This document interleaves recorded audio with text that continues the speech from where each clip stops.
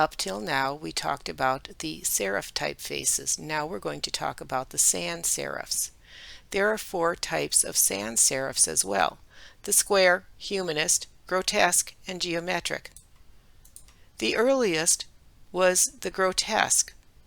These typefaces were not the first sans serifs, but they were the first that used lowercase letters from a Latin alphabet. They were seen as quite ugly and obnoxious compared to the more ornate old-style Roman and modern-style serif types. Older grotesque typefaces from the 1700s were capitals only. They have a slightly crude appearance and a lot of visual character. Neo-grotesques were produced around 1815, and they're more clinical and sleek, and they have low to medium stroke contrast, regularized proportions, and relatively static forms based on the oval. They have fairly closed apertures with some strokes turning inward. These are the first commercially popular sans serif typefaces. There was contrast in the stroke weights. There's a slight squared quality to some of the curves, and several designs have a bowl and loop lowercase g that's common in Roman type. In some cases, the R has a curled leg and the G usually has what's called a spur. This category also includes more modern sans serif designs that are patterned after the first grotesques. Stroke contrast is less pronounced than earlier designs, and much of the squareness in curved strokes has been rounded. Normally, the most obviously distinguishing characteristic of these faces is their single bold G and a more monotone weight stress. Neo-grotesque takes in a lot from our next category, geometric. The Bauhaus designers influenced these designs. Simple geometric shapes were inspiration for the construction of these typefaces. Strokes have the appearance of being strict monolines, and character shapes are made up of geometric forms. There's circles and triangles and rectangles. Geometric sans tend to be less readable than the grotesques, however. The square sans fonts are sans serif typefaces with a box-like appearance. These fonts are designed with mostly straight lines and minimizing the curvatures.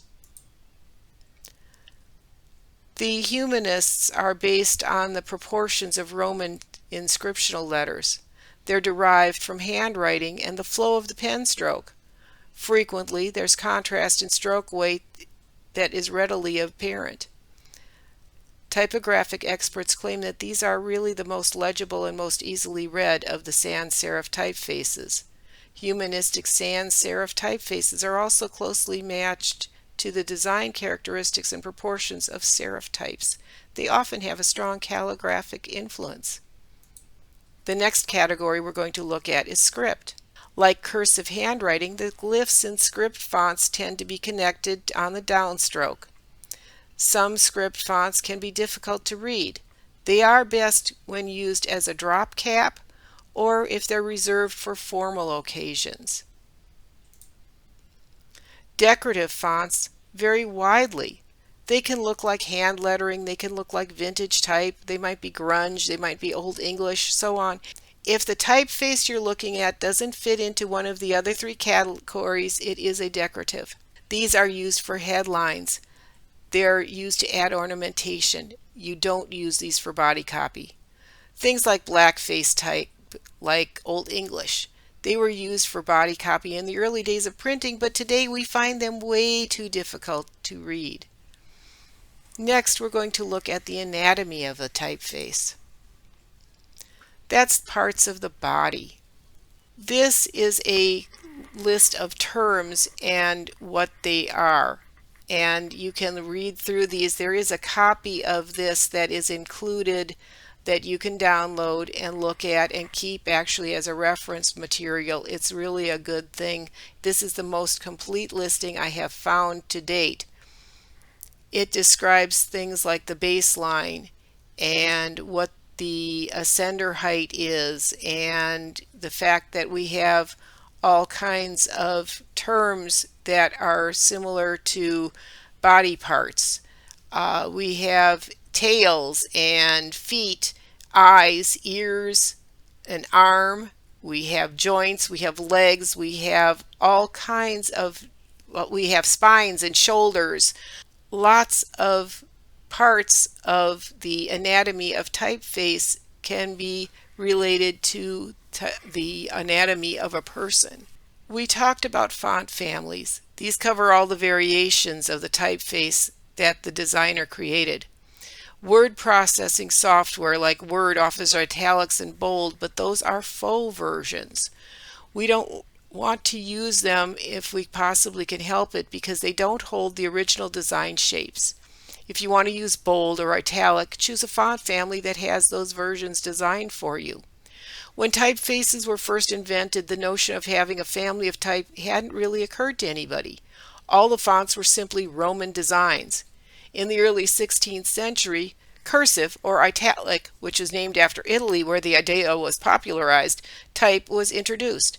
There were still no typeface families. Romans were one style of type and italics were another, sort of like having serif and sans serif.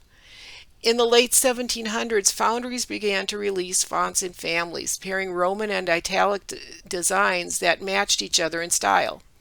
Later, the concept of typeface weights and the proportions were added to the typeface family mix.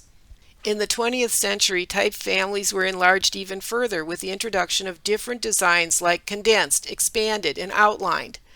The person generally credited with conceiving the modern idea of a typeface family is Morris Fuller Benton. He was the director of typeface development for the American type founders in the late 19th and early 20th centuries. Benton's premise was that typefaces within a family would share the basic characteristics of the parent design, but with individual variation. So the Cheltenham, Century, Cloister, and Stymie typeface families are a few of the designs that were developed under Benton's eye. Benton's original vision has been expanded several times over the decades. Type families have become larger and more diverse and even better thought out. In 1957, the Swiss type designer Adrian Frutiger designed a new kind of type family. He felt that the traditional system of providing names like bold, semi-bold condensed, and so on was confusing. It seems easy to me, but he thought it was outdated and he proposed a logical, systematic numbering scheme. In Frutiger's system, each typeface was given a two-digit suffix. The first digit classified the weight of the letters, with 3 indicating the lightest weight and 9 being the boldest. The second digit identified the proportion, higher numbers for condensed designs, lower numbers for expanded designs. If the second number was odd, the typeface was a Roman design. If it was even, it was italic. So Universe 39 is a lightweight condensed Roman. Universe 56 is a medium weight italic of normal proportions. It was confusing as heck, or at least I think it is. And so we don't see too many of these, but we will see this popping up once in a while, and you'll know that it has a reason for the numbers being placed in there. Some typeface families are made up of 2 or more subfamilies. ITC Stone is a good example. It has subgroups consisting of serif, sans serif, humanistic, and informal. Each design has Roman and italic versions, and there are 3 weights for each, for a total of 24 individual typefaces. The 4 designs have the same cap heights, the same lowercase x heights, the same stem weights, and the general proportions are the same. Each typeface, however, is designed to stand on its own as a useful, distinctive communication tool. Lucida has even more subgroups. Okay, so now we come into some other terminology.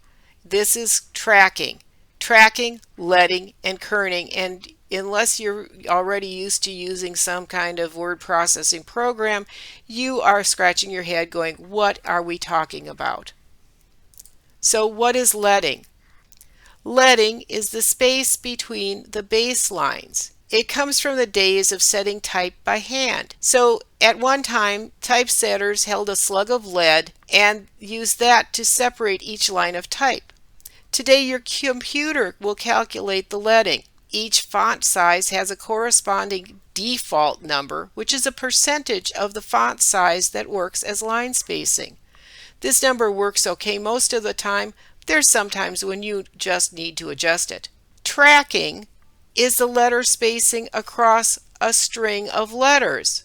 This is tracking. You adjust your tracking with care. It's very easy to go overboard and end up with some very squished text that's layered one on top of each other, or text that's spaced too far apart, making it difficult to read. Kerning takes tracking on a more specific level. Kerning is the negative space between a particular set of characters. Most design programs are set to adjust those spaces automatically, but with things like Illustrator and InDesign, you can fine-tune these. When uppercase letters have diagonal lines like those on a capital W, adjacent letters may be too far away, particularly when the font size is large, and you can adjust the kerning in large headline words that begin with capital letters like T or P or F. Type size and leading are indicated by placing the type size over the leading. So if you have 10/11 for a 10-point font with a 1-point leading for a total of 11 points on line height. Most readers don't even realize the effect that text column adjustments can have, and may even assume that it doesn't matter. Yet when alignment is combined appropriately with your typeface choice, leading, and paragraph spacing, the result is text that is both readable and has personality. Two basic aligning concepts are flush, which aligns everything with margins, and rag, which is unaligned, so words can flow more natural. Left aligned text is flush on the left side with a rag on the right. If you switch the rag to the left side, flush right, you can lose some legibility, but it can work well if the layout supersedes legibility. Center alignment can give a bit of an issue for legibility. Ease of finding the next line in a sentence is somewhat compromised, but symmetry can add a poetic feeling, especially in a short amount of text such as a poem or for a wedding announcement. Justified text with just flush on both sides may present issues with the spacing between letters, especially if your text includes long words. A forced justified column can bring some odd results to the final line, as the computer tries to force the text to fill that bottom line completely. Justified text with a center alignment for the last line can also be a little peculiar looking. Remember that type is made up of positive and negative spaces. The shapes determine how dense the type blocks are and how readable the copy is. The point is, you need to consider the typeface you choose just as carefully as any other part of the design. You can use type as a shape. Look at these designs, and you're going to be creating something similar to this as a project. Try to use one typeface. Pair typefaces that complement each other. Not everything goes together. Use one font for titles and subtitles and another font for body copy. Limit your type to only 2 typefaces. At the most, only 3. Seek out type families that give you multiple styles. Hand-drawn and expressive type. These are some examples. Gestalt, put into play here. What about in here? Gestalt as well. We tend to connect these even though they're separated. Look at how overlapping text can actually produce the anxiety we're trying to create, or taking and turning a letter backwards to create the smoke. The type you choose is important.